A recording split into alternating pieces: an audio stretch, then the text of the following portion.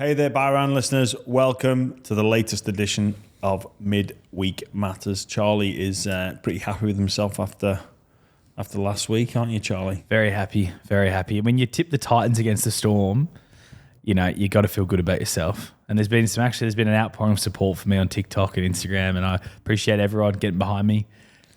Tyrone called me a legend. Yeah. See, what I don't like is you went against your fundamental, or one of your fundamental principles in gambling. Yep. Never bet on the Titans and Warriors. However, when you're so certain of something, you have to abandon your principles sometimes in life.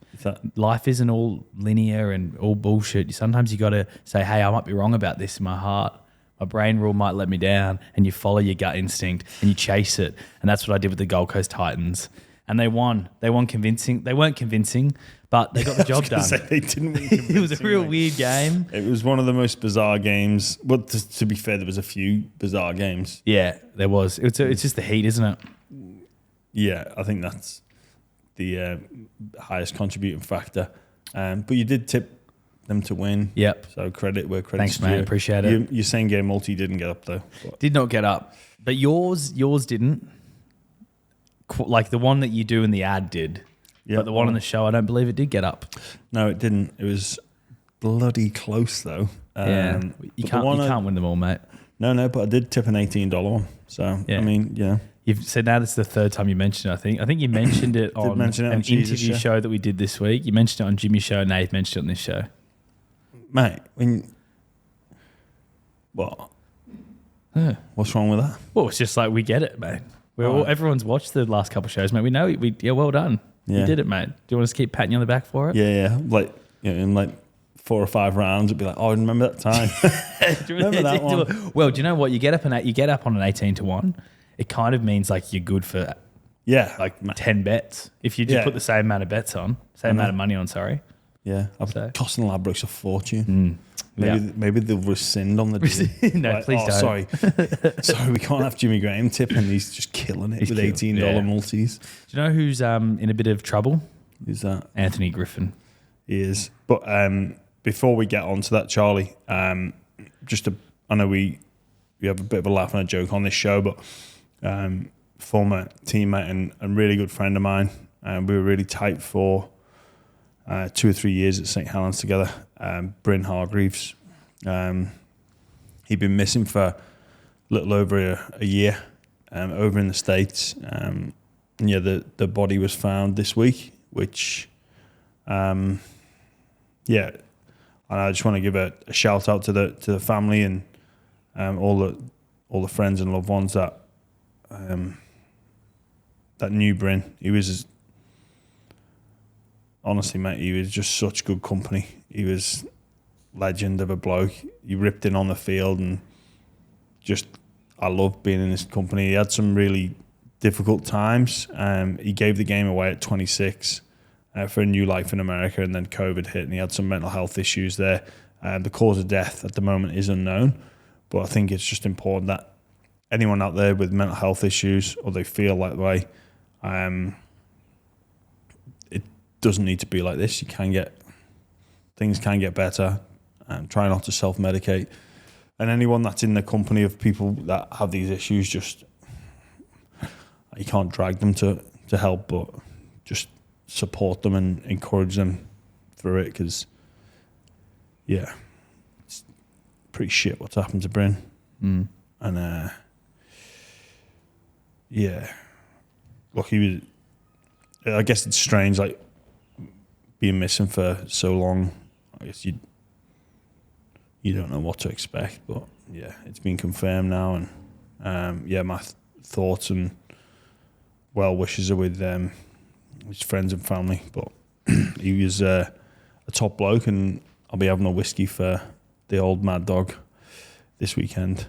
But it's very, very tragic news. And if you experience it yourself, you can. If you're in Australia, call Lifeline. It's very. It is unfortunate. It is, but on to football and matters. I just wanted to get that off the top of the show because he meant a lot to me. He really did. Well said, Jimmy. And the speaking of football matters, the Dragons, some bizarre news has come out that Anthony Griffin will need to reapply for the job next year. Bizarre. I don't quite understand why. Even if you were going to make, why have you told him now? Why haven't you just said close to the end of the season as well? Well, I just don't get what they're trying to achieve by doing this. Like, why? I mean, I'm all like, I enjoy people that think differently and perhaps think outside the box, but in the world of sport, I can't think of any other examples that are like this, where a current coach has to reapply. Either you just just say his contract will not be renewed, or move him on, or just I don't know, like reapply, and what's the presentation going to look like? Like that he's not already, in dialogue with the board about at the end of season review, all coaches present to the board. I just don't know what's going to change, and is it kind of, are the Dragons basically opening up this, audition process in order to see, is there someone out there that's better? It's a massive slap in the face to him, to Anthony Griffin. If you're in that position, it's basically, it says he's done. It does say that he's not going to get the job again, and that gives them the opportunity now to publicly go through the interview process, without having to deal with the messiness of pictures here of the chairman, with Shane Flanagan, picture here with Des Hasler. Like, I wonder if it's done to piss him off to the point where he walks. The position becomes untenable. Maybe. Do you know what I mean? That's part of the game plan. They want a smoother exit as possible, or the one that's the best PR case. But I think people can see through this, that it's a bit of a passing the buck. No one wants to make that call, and have that tough conversation with him, and make a situation where it becomes almost untenable. It's also really just shows that they do not care about this season. They could have got rid of Anthony Griffin last year, and they chose to keep him. I don't know if it was to avoid the payout, which is, for a club of a Dragon size, is embarrassing, and it just shows that they've given up on this season, and they don't think they're going to do well. And it's so disrespectful for the Dragons fans who have bought their memberships for this year, thinking that, hey, we're going to go really well this year, or we're going to try and, improve from where we were last year. Last year, it's important to remember, they were a 50-50 record. Yeah. Which gets you into the 8. And I don't know, I'm just trying to think if I was still part of the playing squad there, where'd you turn? What's the plan? What plan have they got? What is the plan here, guys? Maybe those conversations are for behind closed doors, but things leak out in the world of rugby league. We all know that. So if players are being told one thing, it's going to get out. Yeah. An agent's talk and stuff like that. And I don't know. I think the Dragons really, they've just got to make a decision. Well, maybe and not fanny around with a situation like this. Just make a decision. It's either him or we're going to go in a different direction. Because if they lose 5 games in a row, say, and then they sack him now, it's the same thing. It's like, well, why did you not just sack him in the off season? Yeah. If you were going to give him 5, if you're going to give him a short period this year. Or if now, of course, the coach is under pressure, the players aren't buying into it because they don't know if he's going to be there long term or not. Yeah. God, it seems like a miserable place at the moment. I feel sorry for Hook in this situation. He deserves honesty. Yeah. And that's what you want from an organ, and that trickles down. People know, well, hang on, if you can't be honest with your head coach, then what are we supposed to expect? If you can't treat him with honesty and respect, then how can they treat anyone else? And even the next person going in would be like, well, am I just here for as a stopgap till the next guy comes along? It's just bizarre. It's just you you think back to the members questionnaire, like no one does that. They're doing this now, and it doesn't make any sense. From the outside looking in, it seems that the Dragons are one of the most poorly run NRL clubs. You were in the inner sanctum for a long time as a player, and then last year you were part of the club as well. Were there signs the players and Anthony Griffin weren't seeing eye to eye? Were there signs that Anthony Griffin was potentially on the out with the big bosses, or what was the general vibe last year? I don't think so. Like from my understanding, that I think Hook was well liked by the playing group. Again, like they make a massive. This is. I don't know what type of, but they overachieved last year. Like most people were predicting them for the spoon last year. In fact, I think they were favourites, and they managed to go on a 12-12 record. So I think that says a lot. Like, if that's not a coach that you think will support, he's a massive overachiever, based off what he had. Like, yeah. They've started the season okay as well this year. Yeah. They beat the Titans. They were in with the Broncos, who were one of the true contenders until the 72nd minute. Yeah. Then obviously it blew out. But it's odd. It's very odd. It is very odd. Another odd story that Paul Kent's thrown up on NRL 360 last night. The Roosters for Mitchell Moses might be in the hunt for Mitchell Moses in case, it was centered around Luke Keary, and he's obviously had his issue with head knocks. What potential plan could be for the Roosters if he has to step away from the game? Yeah, well, Mitchell Moses' name came up. Well, I think I said a while back that this doesn't seem to add up, and perhaps there's no final offers in from probably Parramatta. I think Tigers have confirmed their final offer, but I don't know. It sort of adds up, but then Nick Politis today has come out and denied. But of course he would. Of course he'd have to come out and deny. Why would he want to say, we are in the hunt for Mitchell Moses if something happens to Luke Keary? It's not really fair on Luke Keary. He's been really good for the Roosters, won premierships at the Roosters. He's got another year after this year. I think he might be contract for 2025 as well. I'll have to double check that. But would be a bit harsh on him. It would. It would, and you're right, they would say it. And I guess it does add up.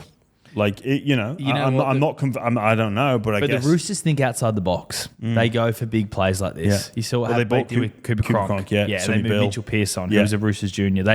They can do things like this, and I could see the Roosters getting Mitchell Moses if Luke Keary, they had to move him on.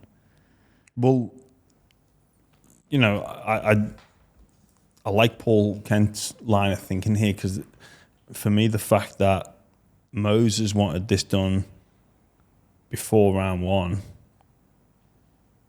and it didn't, I thought it might be the club, but then something doesn't add up, and maybe perhaps Kenty's onto something here. Oh, it would be the NRL world would go into absolute meltdown if Mitchell Moses ends up at the Roosters. The salary cap sombrero would just keep getting spouted about. But it'd just be a like for like replacement, though. Wouldn't it? But I don't think. But he's getting offered $1.5 million, I think, by the Tigers, and then $1.1 million. Maybe they can get up to $1 million. I don't know if they'd have room in the cap to offer him like $1.2 million or something like that. You wouldn't think. No, because I think Keary's on about 900. Well, again, I guess that's a couple rounds of golf, maybe.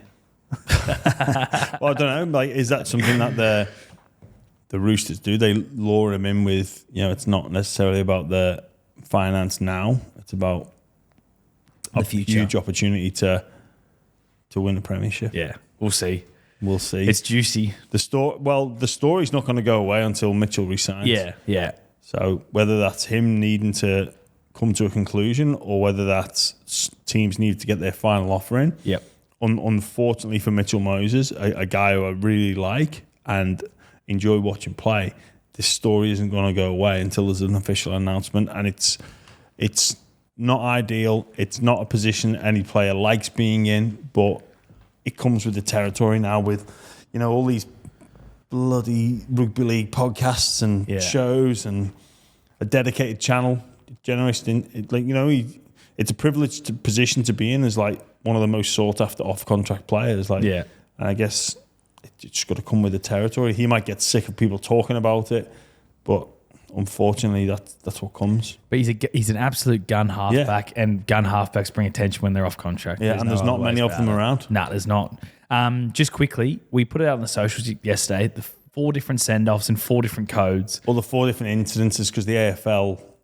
sorry, apologies. Yeah, the AFL obviously don't have a sin bin or a send-off, which I find a strange rule. I know. Because what happens if you like go up and just deck someone? Yeah. You just like... Play big 6 on. again.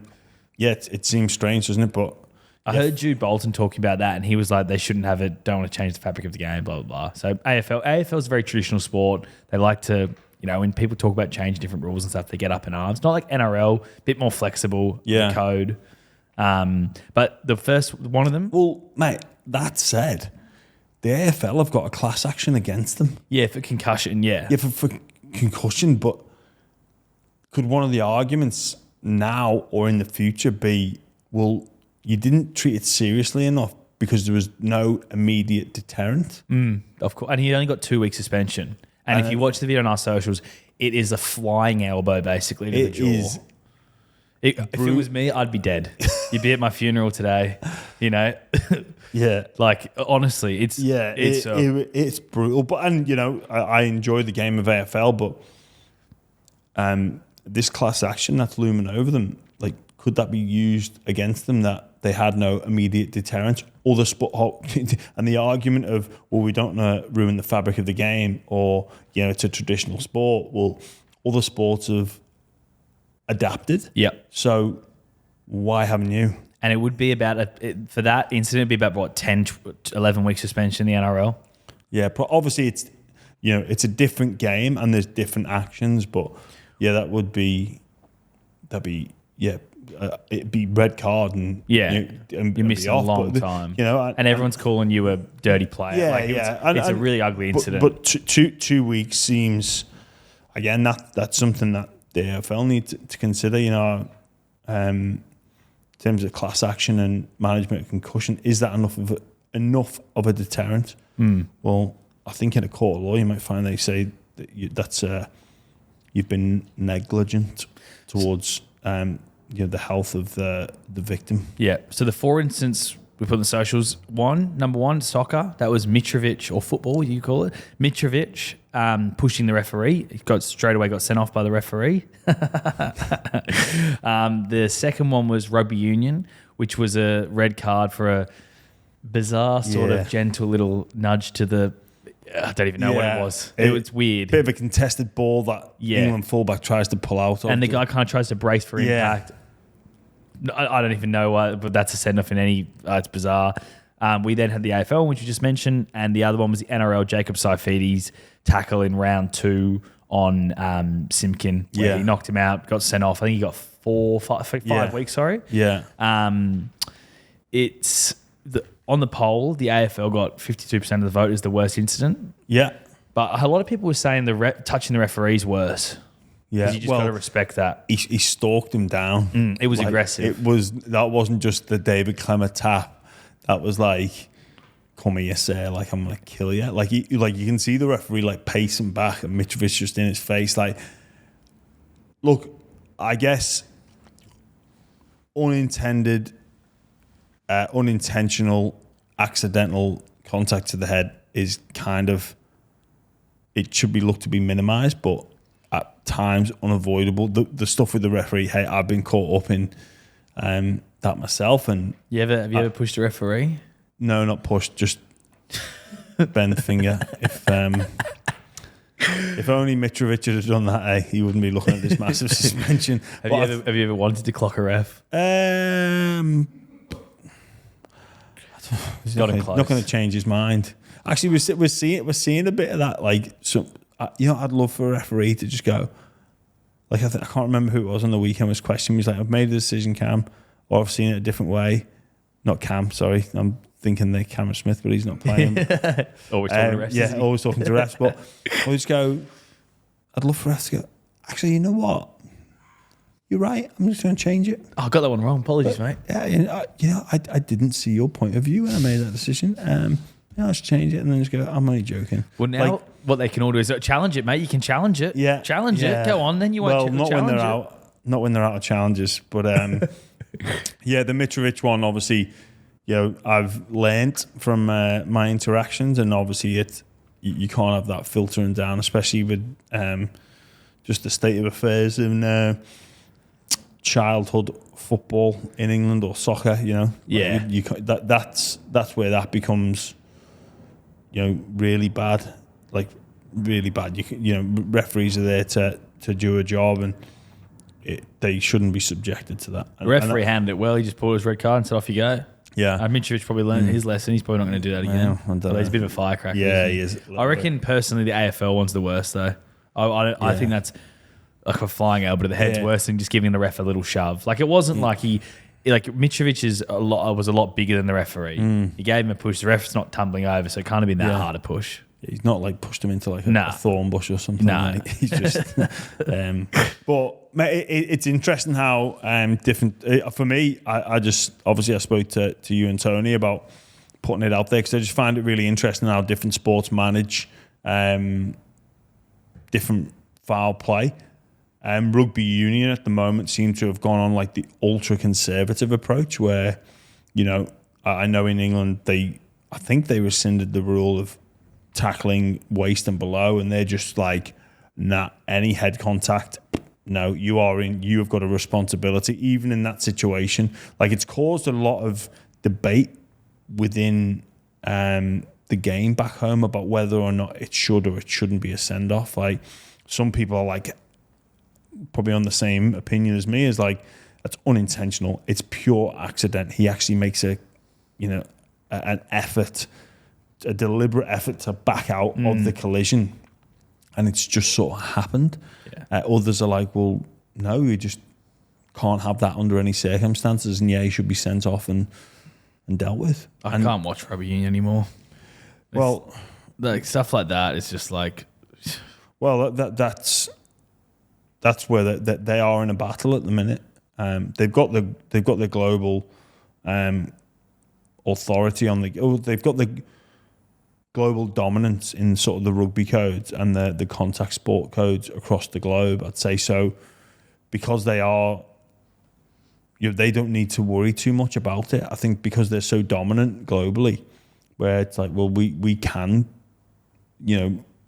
sacrifice a little bit of the physicality and any sort of contact with the head, and because we dominate the world. Like, over here, it's a different story because NRL is more prominent. But in those countries that play rugby union as their main physical physical contact sport, they can do that because they can just they're protecting themselves in the future as well. Like, when you look at the example from AFL versus rugby union, you go, well, which one's protecting their future athlete? And then with the next generation, that wins hearts, minds, affects the parents' decision on what sport their child or children watch or don't watch and what they're allowed to participate in. So, it might seem an overreaction, but there's a bigger game at play here, and maybe union are just playing the long game. But I just find it fascinating how we manage it. And even that, like, can you imagine that happening in union and it not being a red card, the AFL? Yeah. Like, he'd be suspended for a year in rugby union. Yeah, probably would. Probably would. I mean, they get some crazy sin bins that, I know the rugby union fan club find it really difficult to accept. But, the Saifiti one in league, for him to get longer than the example in AFL, that just seems, well, double. Yeah. Over double. Like, that just seems insane. Yeah, and that suspension was probably fair for Saifiti as well. So anyway, up your game, AFL. Up your game. Yeah, I just think it's an interesting point. It's slightly a bit off topic, but it's just interesting. Yeah. Well, let's move on to just rugby league now. Just rugby league. Round Bring it on. 4 is here. We got the Eels taking on the Panthers tonight, which is going to be an absolutely cracking game. And your man Ryan Matterson's back. Jeez, hasn't he got some making up to do? Hasn't he got some making up to do? I am still perplexed. I think it's really manifested itself now, the fact that the Eels have started the season at not just 3 losses, but 3 close games where someone who is on such a high percentage of the salary cap should be making a difference. Yeah, I think it was one of the Eels players in the week said, "Oh yeah, we made a laugh and a joke about it," but I don't think any of the fans are laughing. Yeah, I get that being around the dressing room, but I don't know. I reckon that's maybe covering up. I reckon the players wouldn't have been happy with him. You couldn't think that they would see it as funny. And if they do see it's funny, that's maybe a bit of a red flag for what the vibe is in that dressing room. I know what I'd be doing. Saying make Matto regret that decision. Yeah. Like I'd want to run him into hell, like train him into hell, where he just goes, "That was a stupid call. I'll pay $4,000 to the players' kitty to get out of this training," because I honestly still can't believe he did it. I did the Stampy example. I did the, time to make the decision. Like if someone asked me that, like a 0.05 of a nanosecond, that's how much time I'd need to make that call. Yeah. In fact, I'd go as far to say as, like, I did read something about the Parramatta power brokers making 5 attempts to stop him. Well, either or to make him change his mind before he put the submission in. Either just do it anyway and tell him to get on with it, or, mate, I'd even be now where I'd put a clause in your contract. You can't take the games for everyone. Just it's a blanket rule for the club. Yeah. If you sign for this club, I think Danny Wildler reported that one of the reasons that the Roosters manage their cap is they don't have ratchet clauses.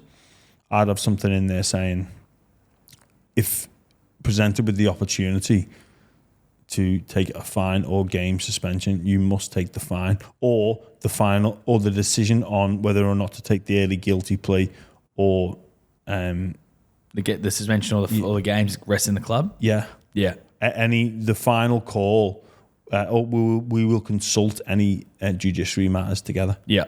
And the player does not always have final call in extreme circumstances. Can't have that. No. Well, I don't think this will ever happen again. Just the fact that the criticism he's got, the criticism he's received, and of course he apparently a few days later realised he made a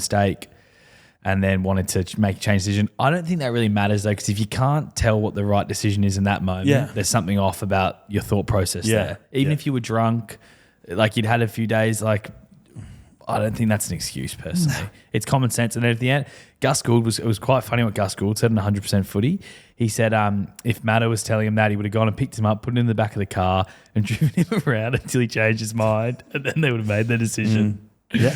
Well, there you go. Like, I mean, sitting in a car with Gus. And this weekend, I mean, they've got now the Panthers off the bye, which if you look at the first couple of rounds, the team coming off the byes look pretty fresh. Yeah. Looks like a big advantage. Yeah. Look, I know that the NRL have said that, I don't know if it's an oversight, but I reckon next year, like when you design the draw, you've got to put in the algorithm that, okay, after the team after the bye +1, like +1 week, you could put it in the formula, and then see who plays them next, and you'd see that block of para. It's not fair. That's not fair. Because they got the Roosters next week off the bye again. Yeah. So and that's just. So I think it'd go the Titans, then it'd go para. Yeah. And then there'd be. I've not checked that list, but you'd want to look at that list and go, okay, well, because this is para now, we don't know further on down the track how many games they're going to play against teams off the bye. So it's a distinct advantage. It's a big oversight by the NRL. It is. Yeah. And that's something that they need when the draw is designed, whether by algorithm or fairness, or you've got to get certain games, certain teams have to play each other twice due to revenue. They've got to look at that. And, even in terms of fairness of the draw, those teams that have a bye, the last 4 rounds, I think it's Brisbane, Cowboys, Para, and one of the sort of top 4 potential teams. Like that's a South maybe? Yeah, South. It is, yeah. So that's a massive advantage for those 4 teams, whether they're in the top 4, but especially if they're in the bottom 4 of the 8, which all those teams, potentially could be, to get that week to freshen up. It is huge. And I kind of was thinking, I had a little idea, like, well, that's a massive advantage, which is almost a prize. So I had the thought the other day, I was like, why not in this, in the world, not the world, well, the pre-season tournament. Yeah, there's a monetary prize, but however high you finish on the table, you get to pick. Oh, wow. Pick a bye. You'd see full-strength sides playing. You'd Because go hard for that. That'd be that important. Important and that advantageous. So maybe because of the draw, you couldn't do it. Couldn't do it for the next year, but have it. So if you this year would be for 2024. For 2024, you get to pick your buys. I like it. See what I mean, Charlie? Like something to consider. Like incentivize the importance. It's going to do more for the clubs than 500 grand or whatever it was that they got. Yeah, we can pick our buys here. Who do you think wins it then? Eels and Panthers. Panthers are big favourites. Yeah, Panthers. I think the fact that the Eels have been in 240 minutes of football, that last week on a Thursday was a really taxing effort. Really taxing. They did well to come back and stay in the contest, but I just think the fact that Penrith have had a big rest coming into this, I think they win. They win well. I've got this is my same game multi, but Charlie, you're gonna have to forgive me. I'm gonna change it. I'm gonna go. Oh, do you have the app there, Charlie? Yeah, I've got Ladbrokes app here. So I'm gonna go Penrith 13+. Penrith 13+. So it's a smash up. Into Liam Martin, anytime try scorer. Just the 2 legs then for that? Yeah, just the 2 legs. All right, well, that one is paying $7.72. Nice. Yeah. 13+, that's actually quite good odds for them to win by 13+, $2.60. I know they've had some close games, and I know Parramatta usually play well against Penrith, but they showed them in last year's grand final. After 3 big games, they just got out the blocks, and I see. Obviously the 3 big games Parramatta played before the grand final, they won. They lost these. I just think they'll be sort of juiced. This weekend I think I wouldn't be surprised to see a lot of points this weekend. Just due to the taxing nature of last weekend, and we even saw plenty of points in that. So that's my same game. Nice, I like it, Jimmy. And then the Friday night, then the Storm taking on the Tigers, and it's. When you look at this game at the start of the year, you wouldn't have thought it would be a must-win game for both sides. No, you wouldn't. But I think it is a must-win game for both the Storm and the Tigers. Bad news for the Storm, Jerome Hughes is out. Yeah. He tried to fight at the judiciary and ended up getting himself an extra week. It was a strange one to go and fight because it was a pretty blatant. It's very strange to go and fight. Very strange. Because 2 weeks is probably about fair anyway. Yeah. Yeah. You've got a clean record, and like I've already said, if that's Nelson or Sofa Solomona or Jared Hargreaves or any of the bad boys, Saifiti, Kafusi, you can count myself lucky there, Jerome. I don't want to see players banned or sin-binned or anything like that, but I think he must know he got that wrong, and it was a bizarre challenge. Like we're going to get into it in a bit, the Kafusi, but yeah, mate. Huge game for both clubs. Yeah. Tigers have reshuffled the deck a little bit. They put Dewey to fullback. They put Wakeham into the halves, which is the setup they had when they had that little flurry against the Dogs. Yeah. It's going to be a tough task for them, though, even without Jerome Hughes. Yeah, it's the mountain just gets higher for the Tigers to climb. I just can't see anything but a comfortable Storm victory in this one. I think the Tigers will be better. Sort of that little bit of realisation, penny dropping the last 20 that they can play, especially come through the middle. I just don't think it'll be enough. Melbourne just can't go back to back to back. Yeah, I agree with you. And the depressing thing for Tigers fans is they're probably going to be underdogs every game they play this year. Now, that's a depressing prospect for a Tigers fan after just 3 weeks. Well, that said, Charlie, a lot can change. A lot can change. A lot can change. You know, they might just click and they all work with Appy and Bateman drags them up, but it's the dawn of false hope at the moment. Yeah. The second Friday game then, which is one of the games of the season so far, the Battle of Brisbane, Dolphins against the Broncos. No Kafusi. He obviously challenged it, got an extra week. He's going to miss 4 weeks.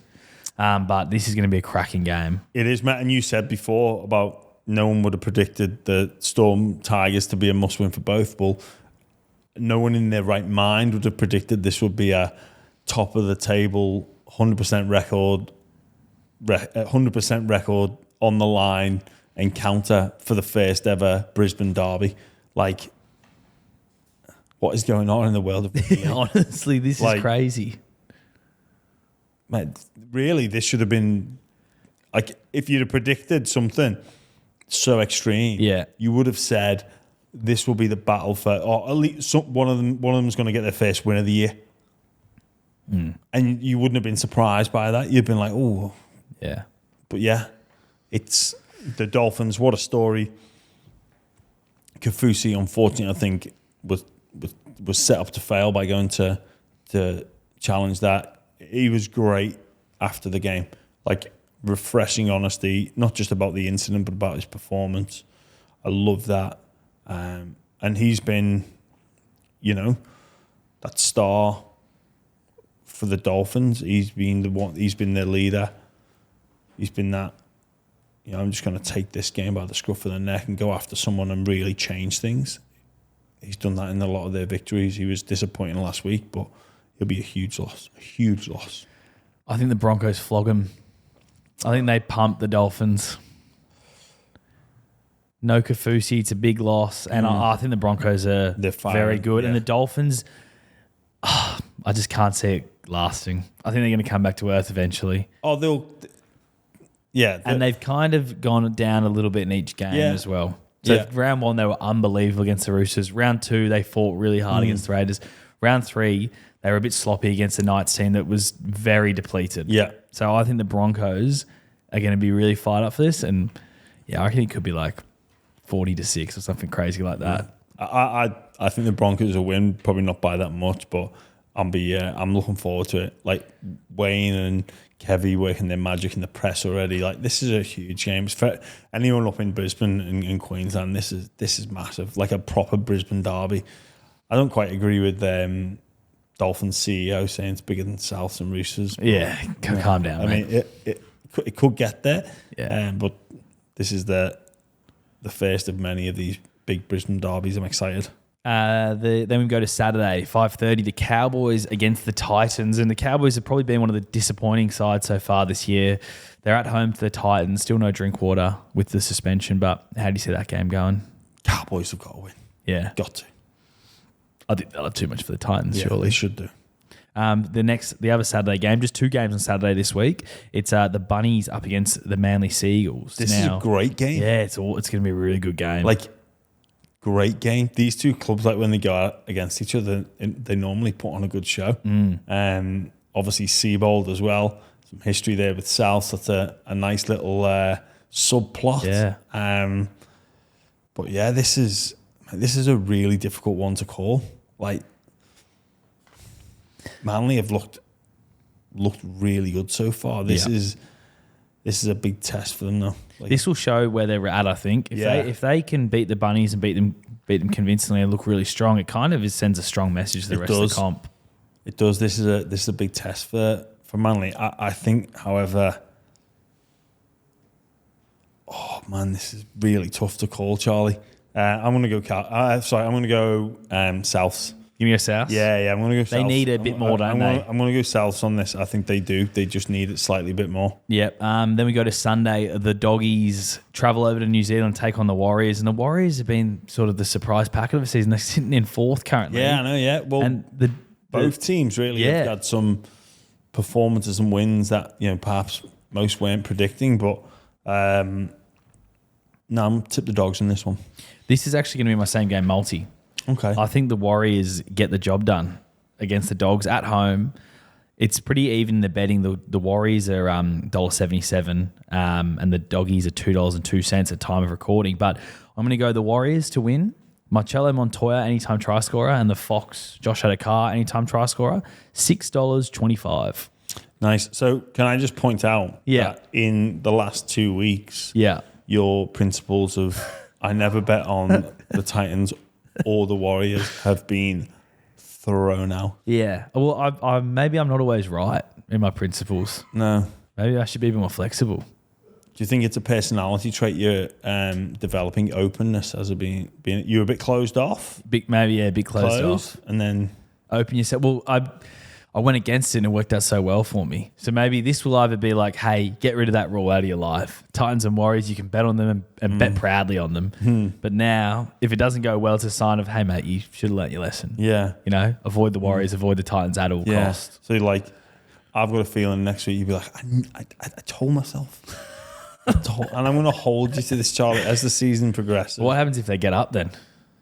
If they get up, then, I mean, you're going to have just a legend. Get some new principles. Yeah.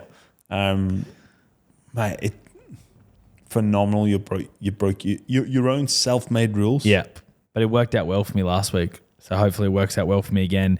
And then the other Sunday games, just rattle through these quickly because I think we've gone a bit longer today. Knights, Raiders. Who wins that, Jimmy? Raiders. And then the Dragons, Sharks, derby of sorts. Yeah, it is. South Coast derby. Big game. Sharks. Sharks too strong. They really need a win, don't they? Nico's back. Yeah, Nico's back. Massive inclusion. That's probably it for us then today, I think. Let's wrap it up. Great episode as always, Charlie. Good to see you, Enjoy the weekend. Hopefully the Warriors don't get up. Well, fingers crossed. I can't even remember who you had in your same game, Meltdown now, but I'm sure it won't get up. I had Penrith 13 plus and Martin anytime try score. So Parramatta will win. Yeah, we'll see. We'll call them that game. All right, cheers. Thanks, bye, around listeners. Do the whole like, subscribe, leave us a comment, interact with us on all the socials, blah, blah, blah, blah, blah, blah. All right, thanks, guys. See you next week.